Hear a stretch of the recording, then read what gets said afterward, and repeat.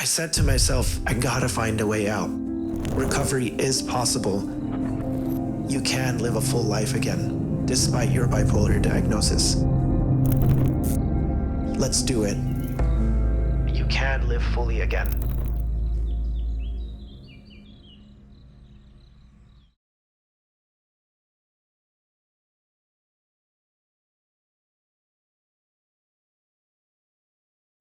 Well, Hina Chaudhry, welcome to a session in the podcast room. I'm pretty excited to have my first artist talk about art, talk about mental health, talk about women's empowerment, and maybe even getting an art piece from you. This is so exciting. Thank you so much for having me. This is actually my first podcast as well. Okay. So, first of many's. yeah, it's pretty fun.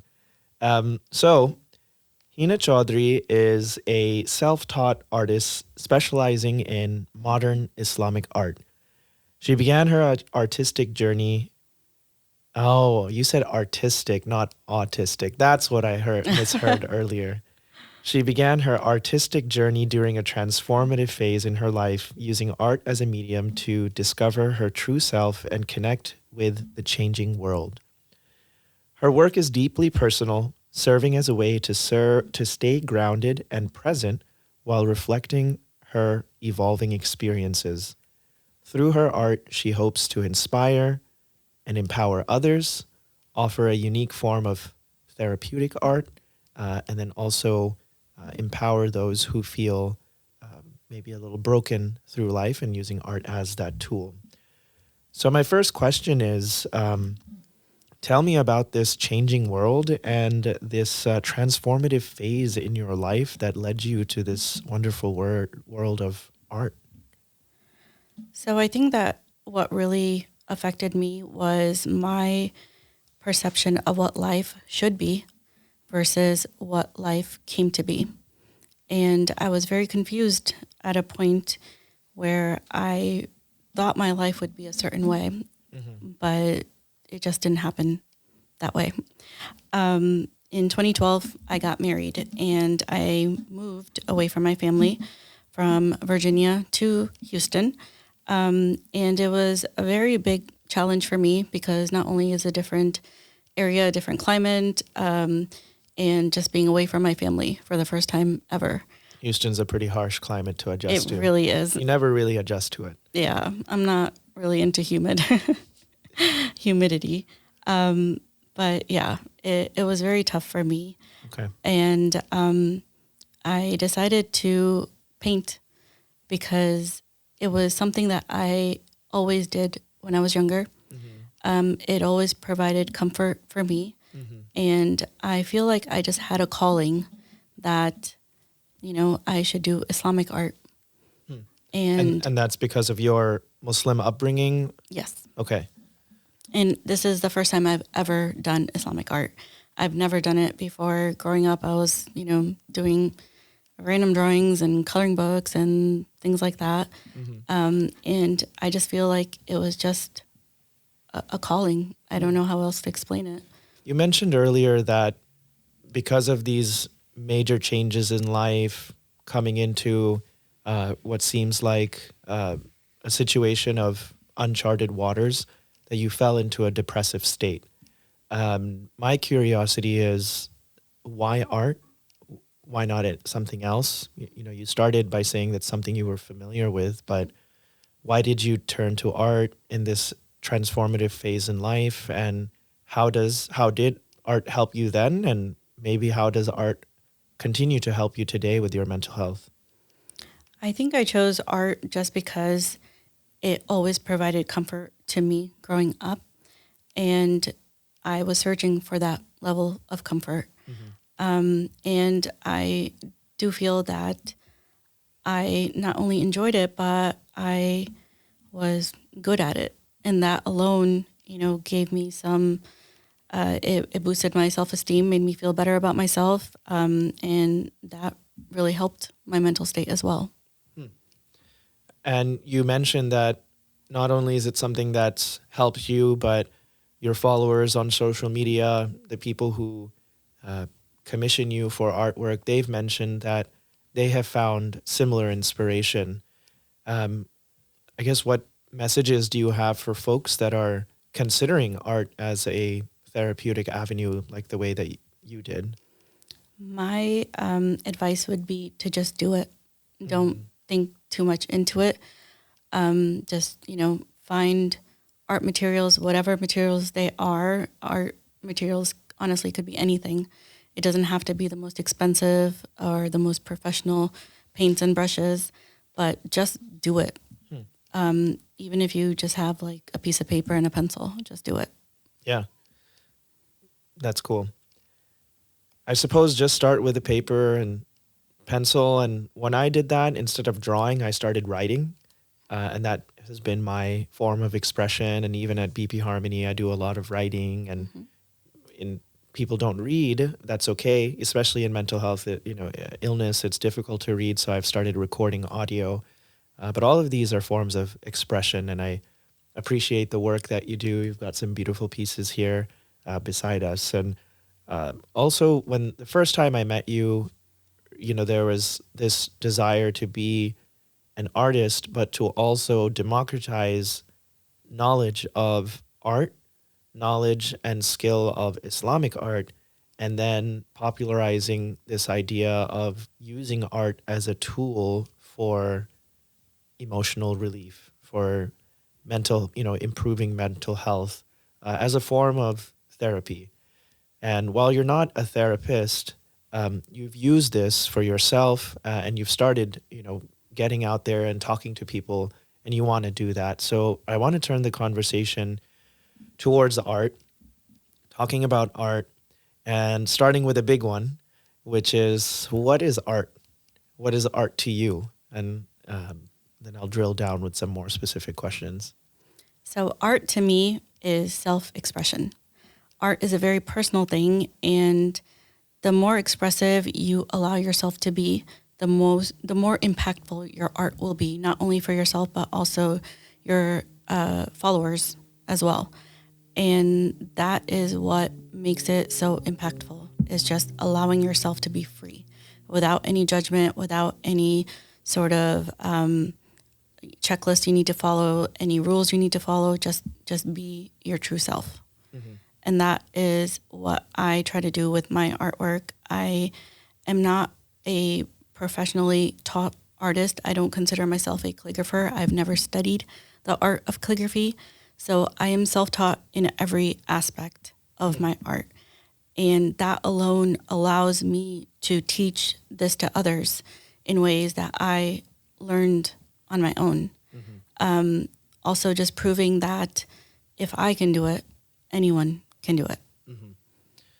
So I'm going to dig deeper into the concept of art. You started with the definition that it is self-expression. And that's what's studied in the universities, the self-expression through markings on the wall, dancing, singing, music, poetry, of all these different forms of self-expression. Tell me more about the experience of painting as self-expression. I'm familiar with self-expression through writing. I'm somewhat familiar with self-expression through the piano. And I'm thinking one of my New Year's resolutions for next year is to finally commit to learning the piano. Um, but I'm curious to know painting, and how is that distinguished from other forms of self-expression? I guess I would say wherever you feel the most comfortable. I don't consider myself a person of many words. I feel I can express myself better on canvas versus in a journal. People just have, their own, what's the word? their own, Their own way, or their their own own way, mode, and their own like comfort level? yeah, yeah, I Yeah. would say that. Okay. But tell me more about, like, I guess, one thing I really like is finger painting. Like, Mhm. there's a total complete difference between painting with a brush and then like the touch of Mm-hmm. the cool like feeling of paint on your fingers, and then rubbing it on something and seeing your imprint on it. You've mentioned that your space is a private space. It's where, and I guess what I'm challenging you to do is to put into words what is not commonly put into words, but rather into your art form. Mm-hmm. But I'm curious to kind of tease it out of you, is that what is that process look like when you're in your studio and you're in front of a blank canvas? Um, so the process starts outside of the studio Mm-hmm. most of the time, and my mind is constantly thinking. Mm-hmm. Art is on my mind 24/7. I wake up with ideas throughout the day while I'm driving or Mm-hmm. stuck in traffic. I'm coming up with ideas in my mind and just constantly thinking of different concepts, different color schemes, different textures, always just thinking. So I would say it starts outside of the studio. Mm-hmm. I do carry a sketchbook with me usually, and if I don't, you know, I put notes down on my phone, Yeah. and I reference that when I do have studio time, and I'll go through my notes and see which pieces I'm feeling like creating today. Mm-hmm. And there are lots of pieces in my studio that are unfinished, Mm-hmm. and the mood just changed, I guess, halfway. The inspiration took me elsewhere. And so I Mm-hmm. have lots of unfinished paintings as well, Yeah. waiting for the inspiration to come back. Hmm. So it's constantly evolving. Hmm.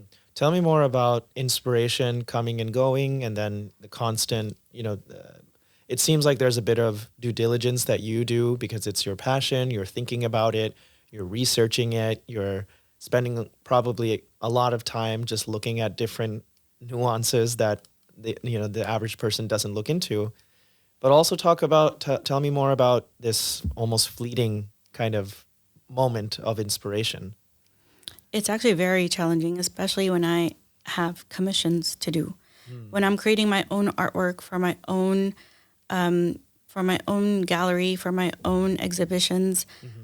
I have more freedom to do whatever I want to do. But when I'm creating commission, obviously, I have to keep in mind what my client is envisioning. Mm-hmm. So it's so important for me to continue to work on a certain piece while I have that inspiration. Right. And for me, it is mostly time management and just Right. making sure I give myself enough time uninterrupted in my studio. Right. Right. Yeah, I guess you've created a cave for yourself, Hmm. and to have that intentionality, to create the energy for positivity, for inspiration. I think one of the things I'm taking away from your answer is having a designated space for artwork, having a designated space for um, inspiration, for reflection, for quietude, and kind of silencing the mind, maybe, for inspiration to come.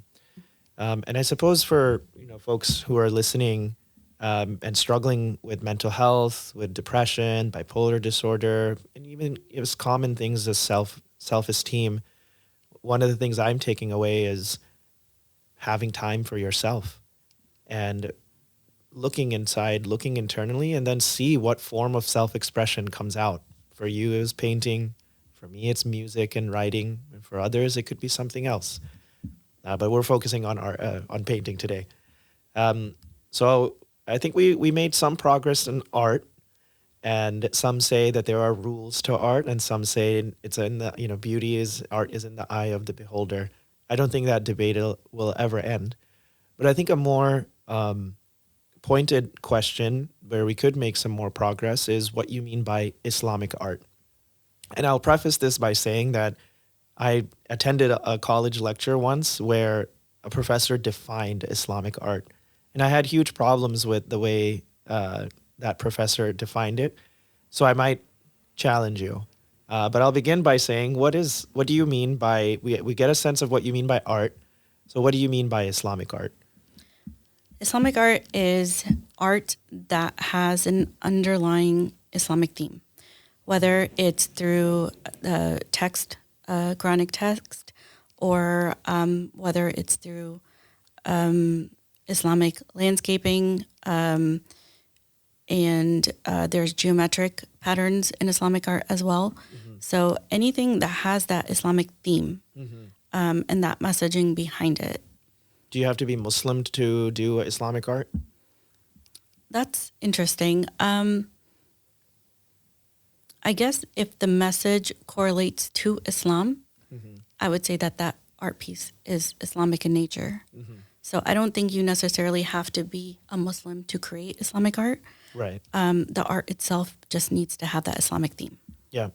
No, I think you hit it well, and it ties back to self-expression that, well, if you are either a Muslim or you are inspired by Islam, then that whatever comes out that is Islamic in nature, it is still an extension of self-expression. Mhm. Second is you hit the nail on the head that Islamic can mean something coming from the tradition itself, whether it be the Quran, the literature around the statements of the Prophet Muhammad, peace be upon him, the statements of the scholars, themes that emerge in our poetry and in our literature. And then I was really, really surprised where you mentioned geometry. Those are not necessarily in the source text, but it's part of the culture of people who were incidentally Muslim. Then it became Islamic, and that actually comes from other cultures too. And we took it from other cultures, we perfected it, we made it our own. So that's where we get into the fun stuff, where something like geometry, there is there is the argument for the fine tuning of the universe in the Quran, and that's what's reflected in the geometry and the perfect symmetries of the religion. But how that's expressed comes from non-Islamic cultures, and so that's where the fun stuff and the debate happens. But it seems that you're not only rooted in source texts in coming from Islam, but also it seems that there is a bit of expression coming from your own experience in the world as a Pakistani American woman who is living in the 21st century. So does that add anything to your conception, or express it in a way that makes sense? I'm open to critique. Yeah, definitely. I feel like there's obviously lots of layers to who I am as a person, Yeah, things tell me that more. have influenced me. And I definitely, I express that in my artwork. So again, I grew up in America, and I'm sure you can see the Americanness in my artwork, even though it is Islamic in nature. But if you compare it to Islamic artwork from the Islamic world, Mhm. you would see that it is different. Yeah. So, again, it goes back to self-expression. Yeah. Well, I mean, tell me more about maybe through these pieces that we have next to us, how you have pulled from Islamic inspiration, but also you are bringing to the table your own self-expression and elements of Americanness, Pakistaniness, whatever. I'm sure the viewer and I actually don't see the Americanness. So yeah, do let me know. So I would say traditional artwork from the Islamic world is a bit more colorful. Mm. Um, I am very much into minimalism, modern color palettes, and just simplicity. That is what I enjoy currently. And, that might change in the future. I do really love texture. These pieces do not have texture on them, however, but they do have that modern, simple, minimalistic theme throughout. The writing on it, if you can see in the background, is in Kufic. And this first painting says Allah, and this second painting says Muhammad. and each See that painting, now. yes, Yeah, I could see this one. That took a while until you mentioned it. yes. And the cool thing is that Kufic calligraphy is actually one of the oldest forms of Islamic calligraphy, but it actually looks the most modern to me. And that is something that I really enjoy with Islamic art, is that you can tweak it and manipulate it into so many different ways, Yeah. but the impact of the letters are still there. The integrity of the words are still there. Yeah. Well, I'm a big fan of your Kufic work, but maybe we can take a step back and what is Kufic, and is that a style? I know it's a script in calligraphy, but does it mean something different in the art world, or? I don't think it really means anything different. Okay. It's just a way of writing. Okay. A Arabic, font. yes. A font. Okay. Okay. And are there others that you're familiar with? I am familiar with lots of different forms of Islamic calligraphy. As I said, I don't consider myself a calligrapher. I have never officially studied under a professional. I honestly, I am a rule breaker. Oh. I just don't have the time and the patience to sit and study. I like to just, roll up my sleeves and just do it. Yeah, no, I mean, I'm familiar with the Kufic script, and yours looks on point.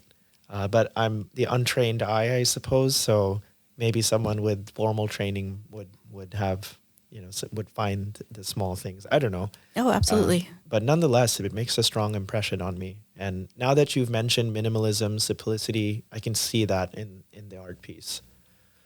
So I'm going to go back to a question I asked earlier, which is with regard to your sources of inspiration and the advice that you might have for aspiring artists. So I am inspired by life, by the challenges life brings to me, the ever-changing, the ever-changing global environment. Whatever is going on in my mind or in my life, that is what inspires me. And in my mind and through my artwork, I feel the sense of just trying to make sense of it. I feel the need to make sense of things. And that is where the therapy part comes in. So again, I'm not big into words or journaling, but I need to make sense of all these things through my artwork. And so that's your source of inspiration. You mentioned earlier for people thinking about going into art, just do it. But any other pieces of advice? Should we focus on equipment? Should we focus on schooling? Should we focus on self-expression and getting clarity on what we want to express? Where do I start? I think it depends on what your goals are. So schooling definitely is important. I'm all for it. If it's something that you want to pursue, it would make sense to study under a calligrapher and learn the actual rules of calligraphy, if that is something that you would want to do. Yeah.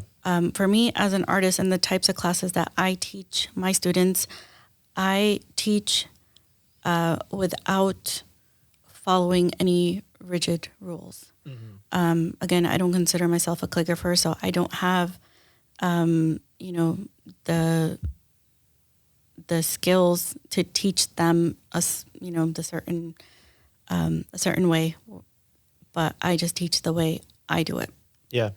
So Yeah. it gives them I feel like it just empowers them and gets them to create something that they could be proud of without having to invest so much time and dedication and discipline into it. Oh, I guess you're saying people can reach out to you. Absolutely. Okay. Sounds good. Or, if they want more formal person, they could reach out to you and you could point them the right direction. Yeah, absolutely. Nice. So now that we've got a sense of art, a sense of Islamic art, and also a sense of Islamic art by Hina Chaudhry, what do we mean by art as therapy? And turning to it personally, how it's been therapeutic for you, in whether it be episodes in life or on the day to day, and how it can be for others. So my first question is, how do you offer therapeutic art to yourself and to your intended audiences? So, because I focus on Islamic art, I feel like therapy is in the name. Islam is peace, and it is a source of peace.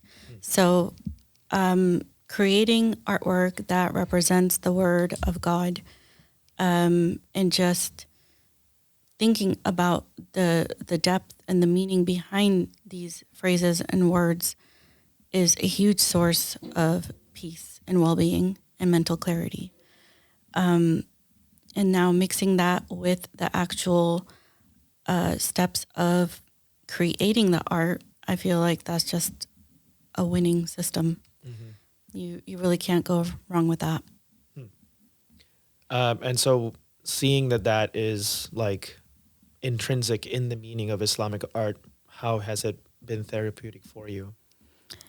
Um, because of life's challenges and these challenges that I was not expecting, creating Islamic art allows me to get closer to Allah, to Islam, and to understand that we are here to be tested. And just because I didn't expect that, you know, the different phrases and du'as and surahs that I portray in my artwork give me that sense of relief, Right. and helps me make sense of what's going on in my life and understanding that it is all the plan of Allah. Yeah.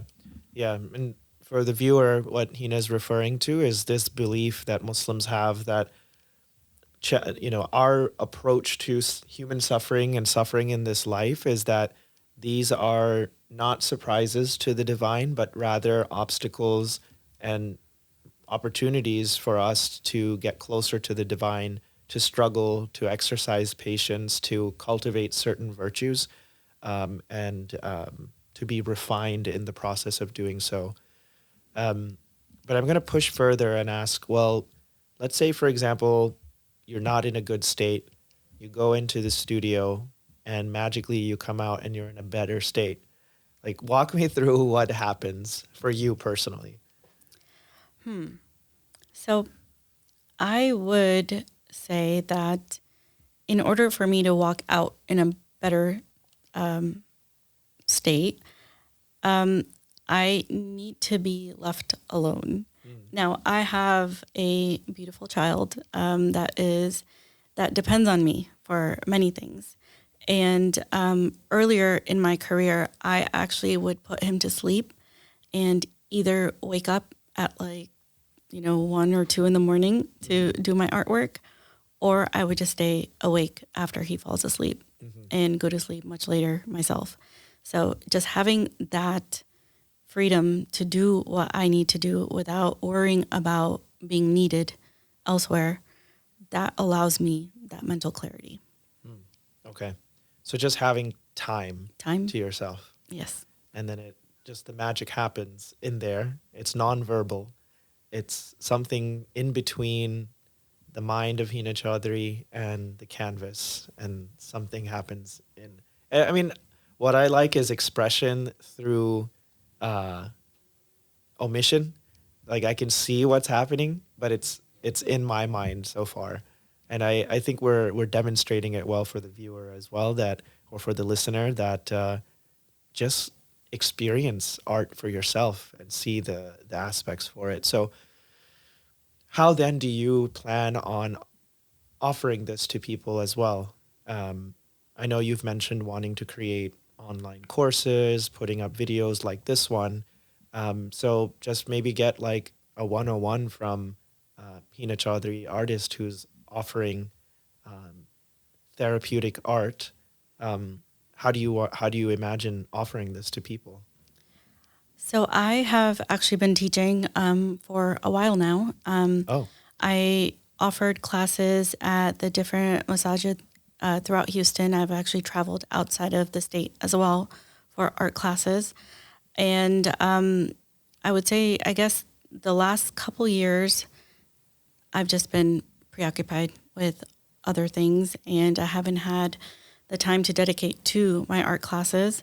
A lot of my followers and clients are requesting me to continue and start them up again, and that is definitely something on my to-do list. But my art classes are basically a one-off event. So you would come to my art class, you would spend maybe 3 hours with me, and during this 3 hour session, you just let go. You let go of the world outside, and you focus on what's in front of you and how you can express yourself onto that canvas. Okay. Sounds pretty powerful. What are some maybe notable experiences in your classes? Like, I can imagine if you just said let go in front of a canvas to me, depending on the mood, I might cry, I might throw the canvas. Like, yeah, just curious to know how that looks. As an art teacher, I make sure that I empower my students and get them to understand that there really is no wrong way of doing it. Now, if we are creating Islamic art that has Islamic text written on it, obviously you want to make sure you do it correctly. But there's no really correct way of doing it, as long as it comes out, the way it should be written. So going back to what you said, that you might cry on your canvas, alhamdulillah, like I haven't had that experience yet. People have maybe expressed that they are nervous or they feel that they cannot do what I'm telling them to do or asking them to do or following direction. But I haven't had any tears, maybe tears of joy, and just feeling proud of yourself that you could actually do something that you never thought you could. Nice. And you plan on starting to do this online too, right? Online, yes. I prefer classes in person. I'm a very hands-on type of person. I like to engage with my students personally. So that's something that I would have to really consider, Right.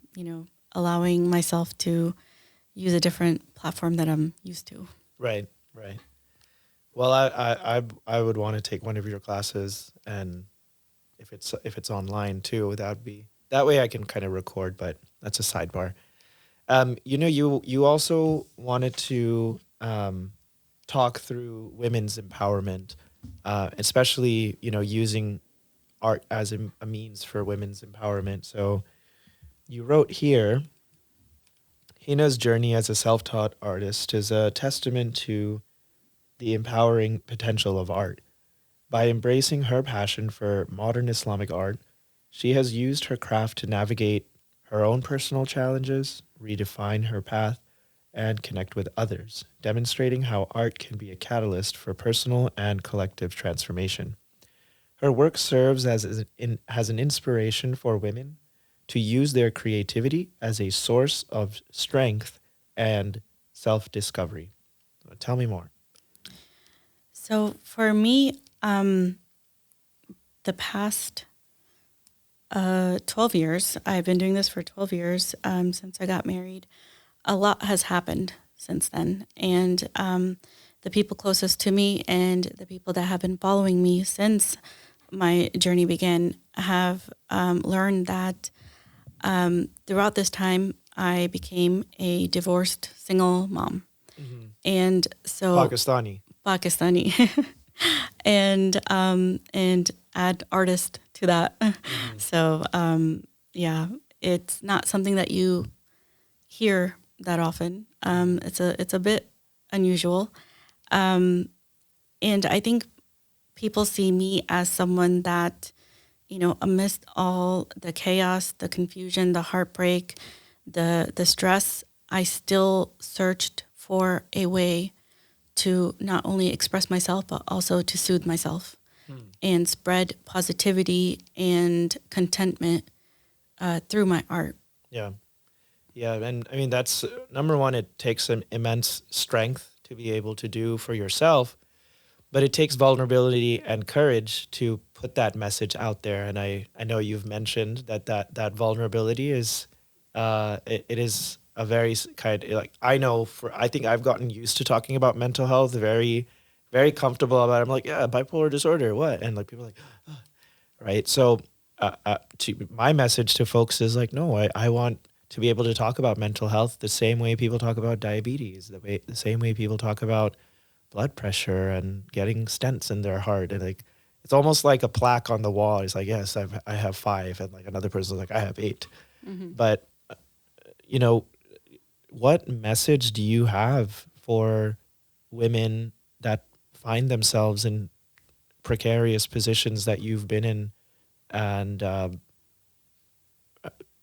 message for folks that are going through it, number one, or who are thinking about putting their message out there? I would say that, especially as a mother, like, you cannot pour from an empty cup. You have to fill your cup first and do things that bring you peace and joy, and comfort. And for me, that is art. And it could be different things for different people. But you have to really invest in yourself, in your growth, and your success, because your success equals the success of your children or dependents. And that is something that I'm very passionate about, especially for single moms. Yep. Yep. So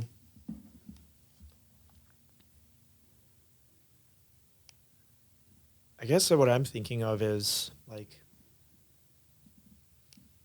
tell me more about like filling this cup. And it seems like, correct me if I'm mistaken, that there may have been a period in life where you weren't filling your cup. What are the reasons for delay? Because I see it amongst the women in my life as well, is that they know self-care is important, but there are responsibilities, there are pressures that sometimes take precedence, and then you see the impact on health, on mental health, and just overall happiness. What was that? Was there a time where you decided to make that switch of making this preference to fill your cup first, as you say? I think once I realized that I no longer have a responsibility to another person within the parameters of marriage, it just gave me that freedom to choose myself first.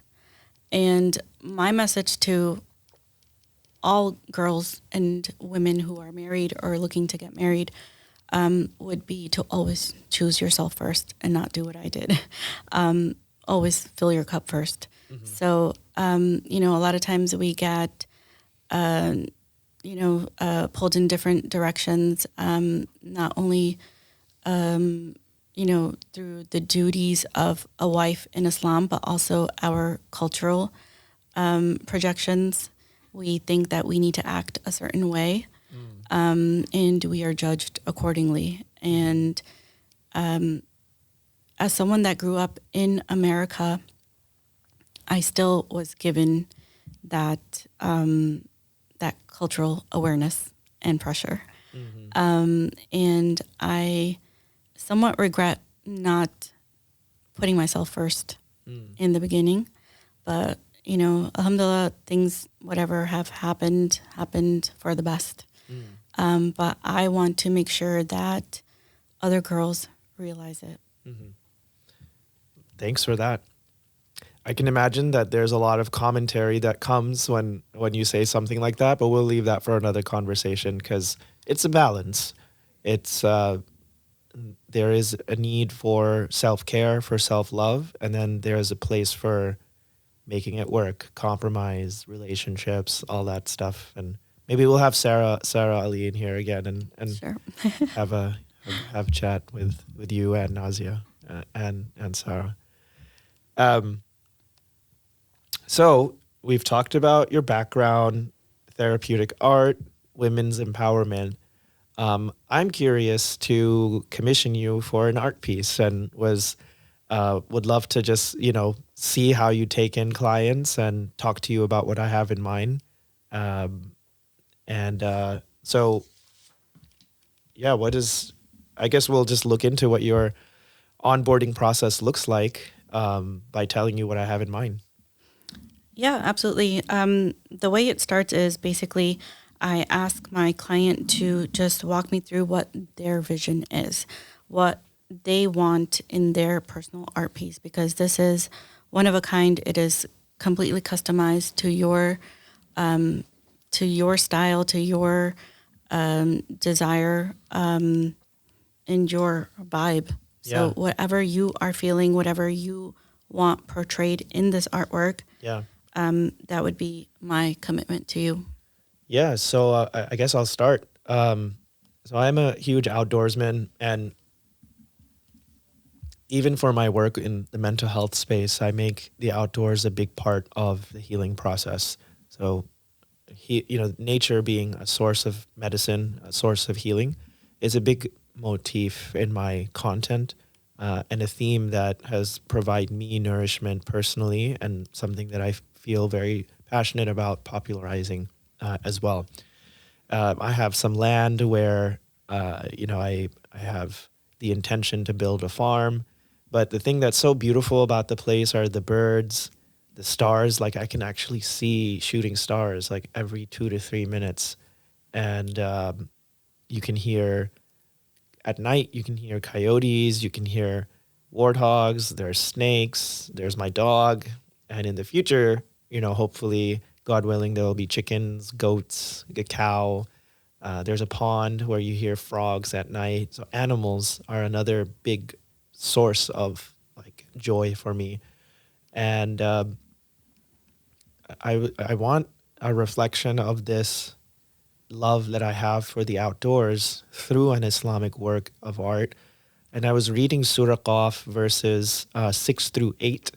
That is a daydream into the beauty of the natural world. I mean, nature and the natural world is a major theme in the Quran. And for this whole thing, the way that the verse works is through as a byproduct of reflection on the natural world, uh, the viewer receives tabsira. This word tabsira, ta, ba, sad, ra, ta marbuta. And one of the translations that I came across is that it's lucid enlightenment.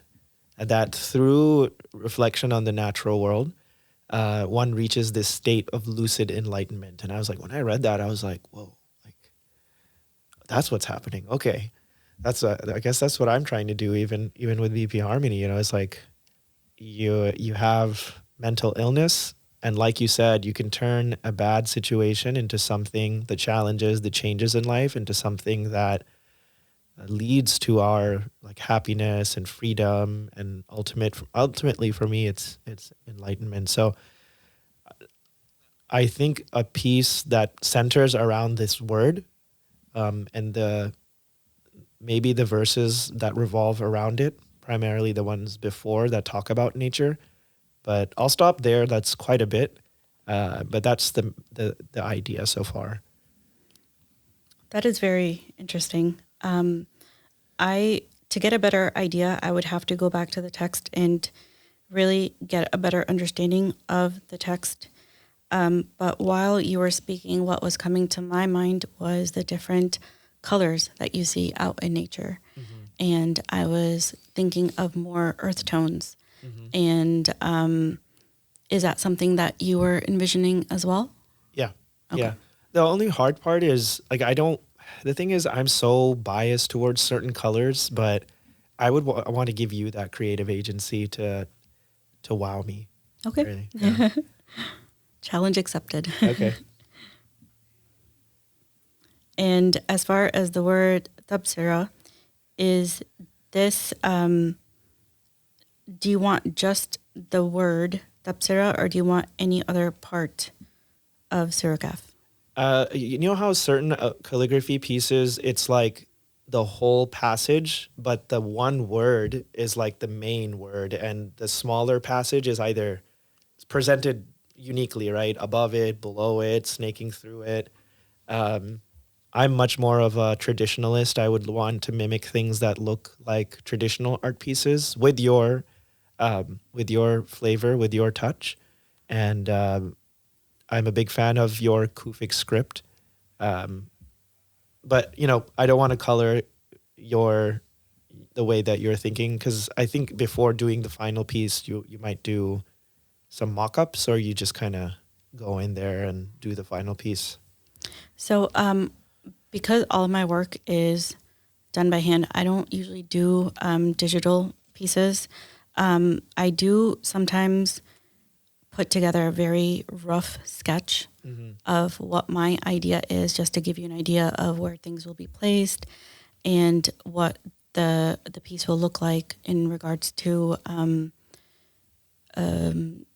just how large or small the content on the canvas will be. Yeah, so yeah, for sure start in verse 6, Okay. where it's, have they not then looked at the sky above them, how we built it and adorned it with stars, leaving it flawless.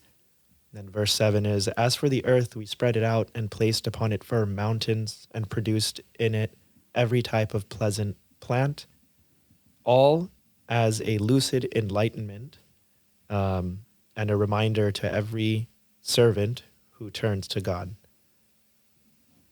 And then after that, it actually goes to, and we send down rain from the sky, bringing forth gardens and grains for harvest, and towering palm trees loaded with clustered fruit, as a provision for our servants. And with this rain, we revive a lifeless land. Similar is the emergence from, our final resting spot. So, yeah, you could look at 6 through 11.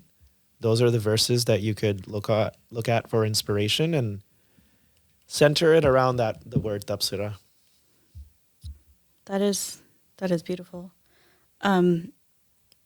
While you're speaking, I'm coming up with all these visuals in my mind. What stands out to me is that because these words are all about nature and just the organic nature of the elements we're surrounded with, I would like to incorporate more texture into this piece. Okay. Just so it's not Like just like actual dirt and actual Yes. stardust and I don't know about stardust, but dirt I can do. yeah. But I absolutely love texture. Yeah, me too. And I feel like this piece, it would work really well. Cool. One challenge I am facing right now, as taking all this information in, is that because the meaning behind the words in the verse is all about nature and things obviously in nature are not very precise and calculated and measured and geometric, such as the Kufic writing. So I am just thinking how to blend the two together. So you have something very angular, very boxy, like Kufic, but then you have the organic nature of everything else around it. It doesn't have to be Kufic. Yeah, whatever fits with the feeling that you're getting from the reading the verse is more. Okay. I think it's what I'm more after. I see a lot of harmony in the verse when I read it. I suppose you'd have to just spend a day at the spot to see what I'm talking about. But it's like it's all a lot at once, but somehow it's simple, elegant, minimalist in a sense at the same time too. It's a odd juxtaposition. I love it. I think this would be a very fun piece to create. Is there anything else that you feel would benefit this piece or would be crucial to the emotions that you want to feel when you look at this piece? I think I'd like someone to be able to read the entire passage. You know, there are some pieces where you can't read the Arabic and some pieces where you can, and I'd like it to be legible.